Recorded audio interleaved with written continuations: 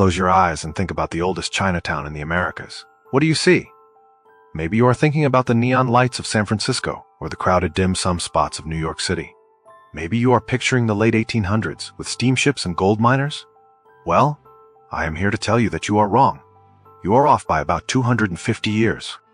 Long before the first English pilgrims ever stepped off the Mayflower, and long before George Washington was even a thought, there was a thriving, bustling Asian community in the heart of the New World. It was not in California. It was not in New York. It was in Mexico City. Imagine the year 1600. You are walking through the grand central square of Mexico City, the Plaza Mayor. The air is thick with the smell of roasting chocolate and Spanish spices. But then, you hear something unexpected. You hear the clinking of Chinese porcelain. You see the flash of silk. You see a group of men with long hair and traditional robes, setting up shops to cut hair, pull teeth, and sell exotic goods from across the Pacific. You see Filipino sailors drinking in the taverns. And if you are lucky, you might even see a group of Japanese samurai with their twin swords tucked into their belts, hired to protect a shipment of silver. This sounds like a crazy time travel novel, doesn't it? Like someone took the cast of a martial arts movie and dropped them into a Spanish colonial drama. But this was the reality of 16th and 17th century Mexico. This was the world's first truly global city, a place where the East met the West long before the internet or airplanes. This is the story of the forgotten Asian pioneers of Mexico. The story of a hidden Chinatown that history books ignored for centuries. To understand how this happened, we have to look at the map. In the middle of the 1500s, Spain had a problem. They had conquered the Philippines, and they had conquered Mexico. They wanted to trade. They wanted the silk, the spices, and the porcelain of China. But they couldn't sail east because the Portuguese controlled the Indian Ocean, so they decided to go west. They discovered a route across the Pacific that utilized the trade winds. This was the birth of the Manila Galleon. For 250 years, these massive wooden ships made the longest continuous sea voyage in history. They sailed from Manila to the port of Acapulco in Mexico.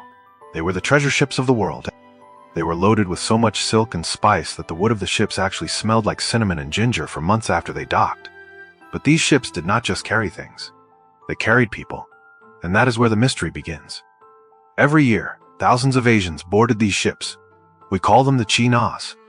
Back then, the Spanish were not very good at geography. If you came from the East, they just called you a Chi. No, it didn't matter if you were Chinese, Filipino, Japanese, or Indian. You were all Chinos to them. Some of these people were sailors. Some were merchants. But many of them were enslaved.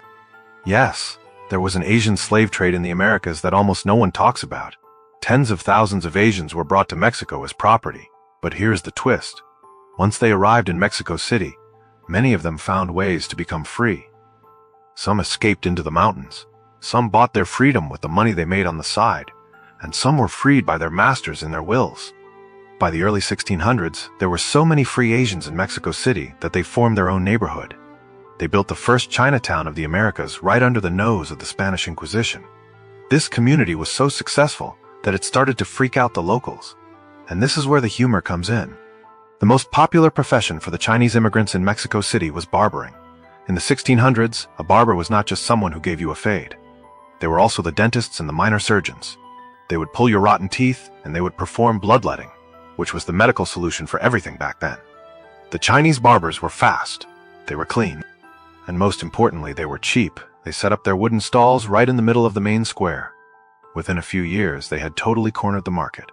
The Spanish barbers were furious. Imagine a group of angry Spanish men with giant mustaches, complaining to the government that they couldn't compete with the unfair efficiency of the Asians.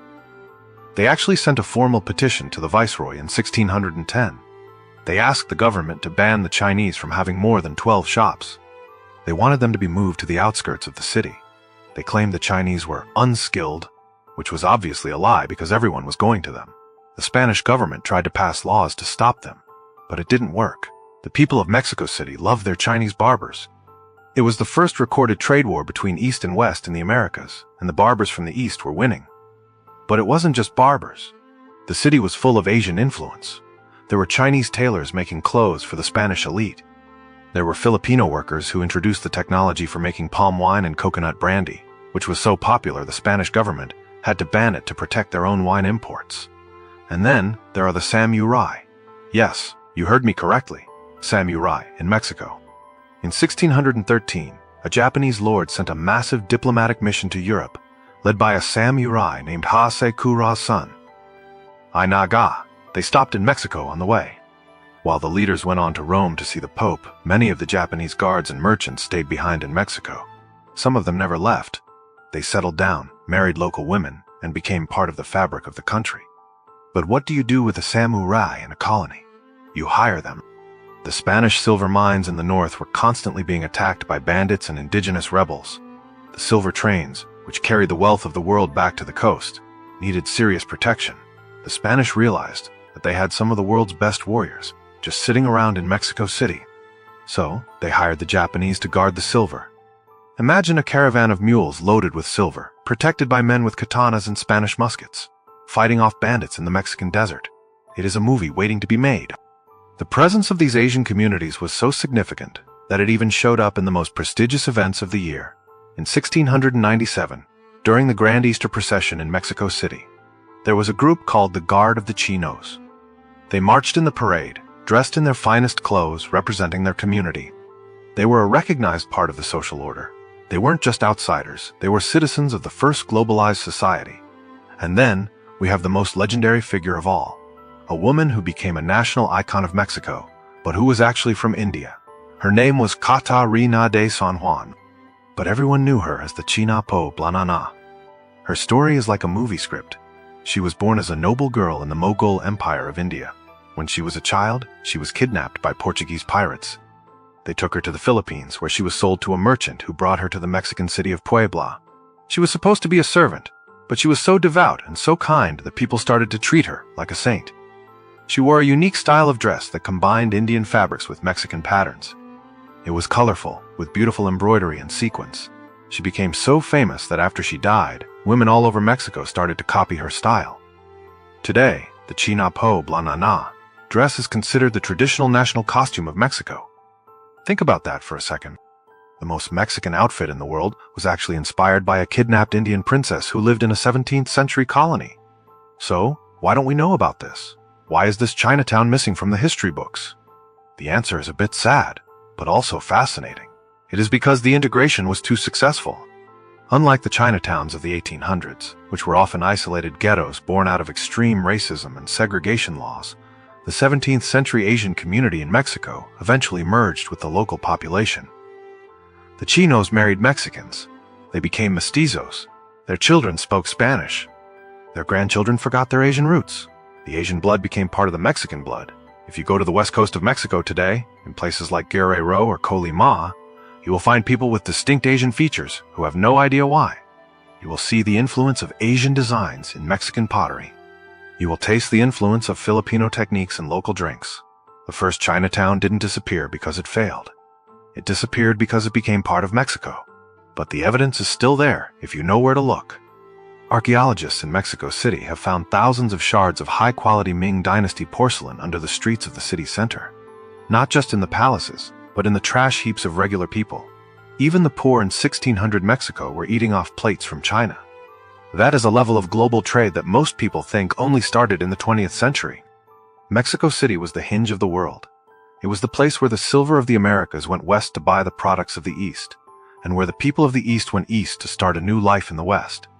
This story changes everything we think we know about the discovery of the Americas.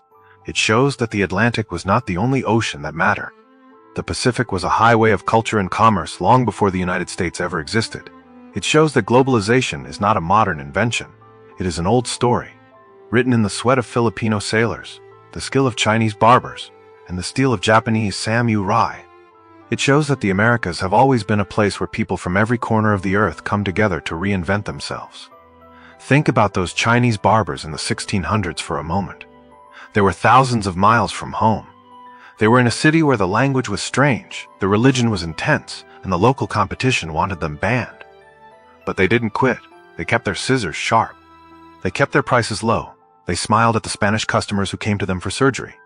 They were the original entrepreneurs of the immigrant dream. They built a community that lasted for over 100 years. They were the pioneers of the first Chinatown, and they deserve to be remembered. The first Chinatown of the Americas was not a place of neon signs and tourist traps. It was a place of survival and adaptation.